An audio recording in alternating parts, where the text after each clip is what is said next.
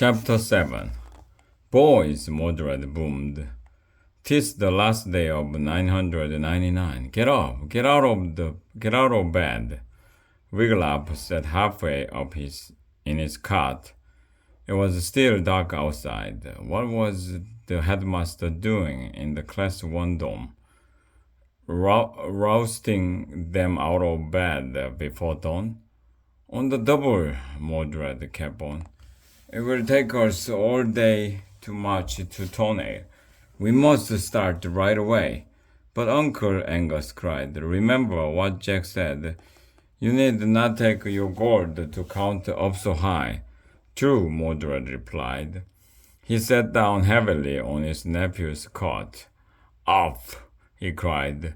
"This bed is as lumpy as one of Frypot's puddings. It's a good thing boys don't mind where they sleep." He eyed Angus. "Think on this, nephew. Everyone from hither and you will be bringing gold to Tournai. There will be wagons and ox carts and wheelbarrows chock full of it." Mordred sighed happily. A dazed look crept over his face. Angus waved a hand in front of Mordred's staring violet eyes. "Uncle," he said, "are you all right?" "What?" Mordred snapped out of his trance. "Where was I? Oh, yes, I'm counting on you and your friends." "To do what, sir?" asked Erica.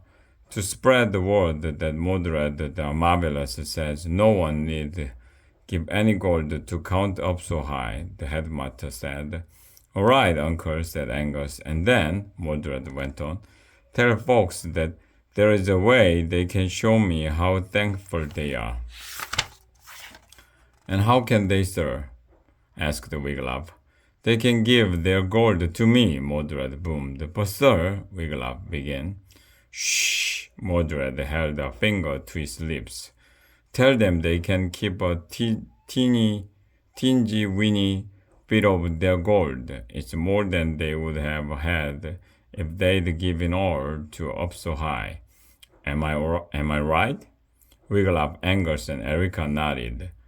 "So get the message out, or..." Mordred's smile changed to a frown. "Ooh, upon your heads.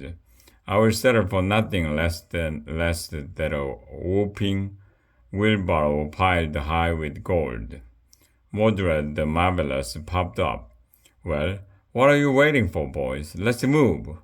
The Class 1 boys quickly dressed. They grabbed their swords.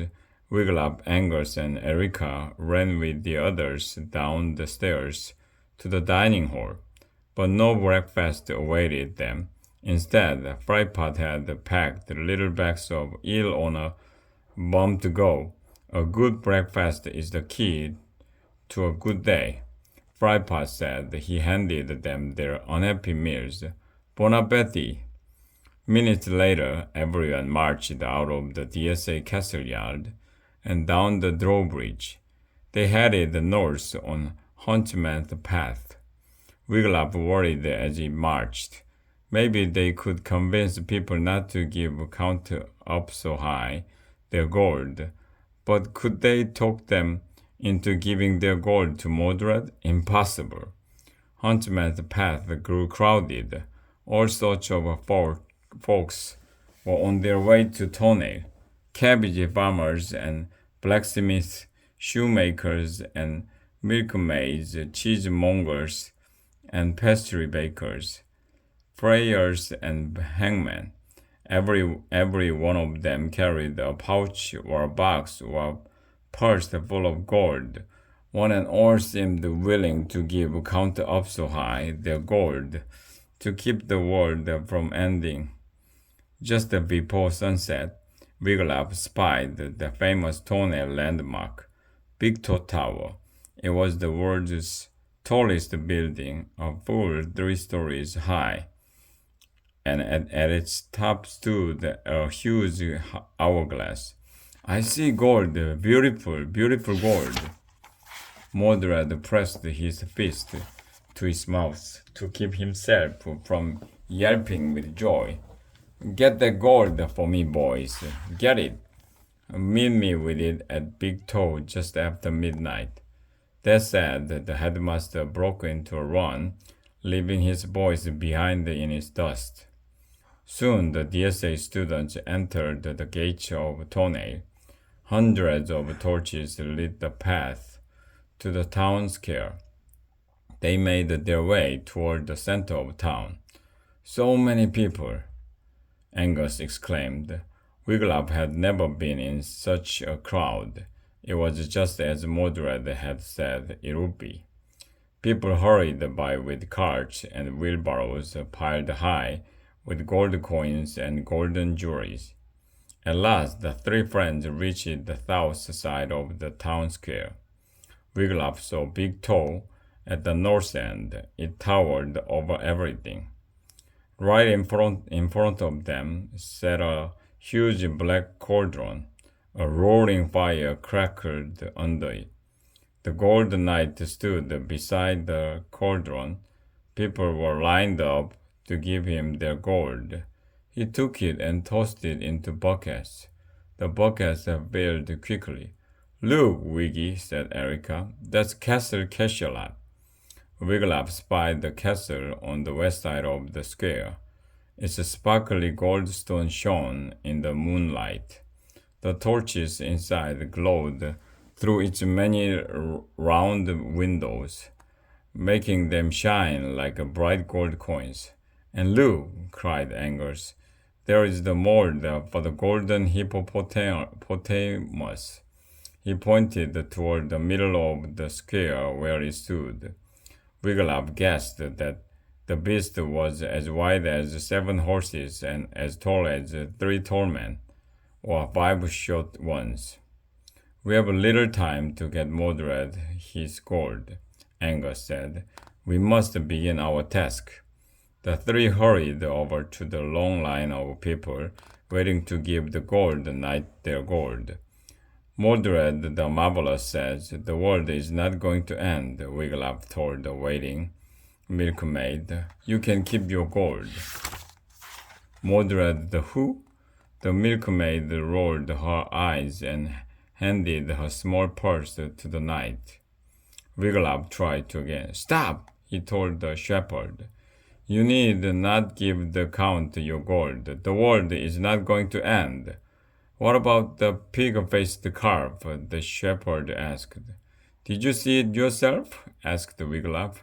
Not me, said the shepherd, but the son of my second cousin is engaged to a girl who once passed through the town next to the village where the unfortunate calf was born. Yes, but Wiglaf got no further.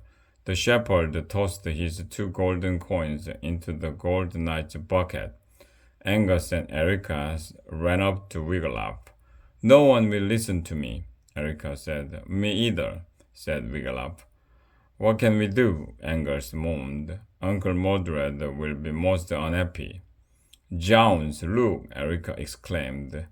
'Tis the Kingdom Criers, Lady Catherine, and Sir Matthew. Wiglaf saw that indeed a stage had been set up at the north side of the town square, right under Big Toe. Lady Catherine and Sir Matthew sat upon the stage on fancy high-backed thrones. They were dressed in silks and velvets. Egad, said Angus, I have seen the likeness of Lady Catherine and Sir Matthew on many a message tree, but I have never thought to gaze upon their faces so up close and personal. The three pressed through the crowd to get a better look at the famous criers and to hear what news they had to tell. Lady Catherine stood. A hush fell on the crowd. Good day, good people, Lady Catherine said. Well, Sir Matthew, she added, gazing at the man next to her. Here it is, the night we've all been waiting for, the countdown to the year 1000, Millennium Eve, and what an exciting night it is. God Jukes, Right you are, Lady Catherine, Sir Matthew said, getting to his feet. Never have I seen Tony look so splendid. Take a gander at that hourglass. Have you ever seen a timepiece of such a size? Never, said Lady Catherine. She looked out at the crowd that was quickly gathering in Tonnerre Square. We are going to tell you more about that hourglass. Who thought of it? The glass blowers who turned blue from working on it, and many other fascinating details. But right now, we are going to take a little break. The kingdom criers sat down on their thrones. A small, wiry man rushed out onto the stage. He began scratching his head. He scratched more and more wildly. Then two damsels walked onto the stage. One had long blonde hair, the other had brown tresses. They peered at the scratching man. Alas, poor Yorick, said the yellow-haired damsel. Wiglaf squinted. Jones, the man was Yorick. Wiglaf knew that Mordred paid his scout very little, but he never guessed that Yorick had to take a side job to earn a few extra pennies. On stage, Yorick scratched his head harder than ever. "'Tis a pity he hath not heard of Dr. Varminch Danderoff," said the brown-haired damsel. "'Tis a shame," agreed the blonde maiden. "Else he would not be a scratching so." Both damsels now brought big flasks out from the wide sleeves of their gowns. "Try Dr. Varminch Danderoff," they said together, "and your itch will be gone."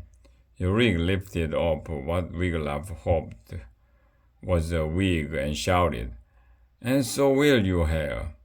Then all three ran off the stage. Sir Matthew and Lady Catherine stood up again. "We are back with the countdown to the year 1000, Lady Catherine said, "and right now we have a special guest." "And here it is," Sir Matthew said. "The nobleman who will figure out how to save the world, Count Upso-High." Everyone clapped and cheered. Wiglaf watched as a short, chubby man dressed in gold velvet shuffled out onto the stage. "Good to have you here, Count Upso-High," Lady Catherine said. "Tell me, sir, what is happening with the golden hippopotamus?" "My men have been pouring molten gold into the hippo for 6 days," the Count said. "But keep that gold coming, folks. We don't have enough yet, and if that hippo mold isn't filled to the brim with gold, you know what will happen. The world will end," wailed several in the crowd. "Bingo," the Count nodded. "Don't let it happen, folks. Act now. My gold knight is standing by, waiting to take your gold." "Tell us, Count, sir," said Sir Matthew, "exactly what will happen at the stroke of midnight." 12 men with big hammers will be waiting beside the hippopotamus mold," Count Upso-High said.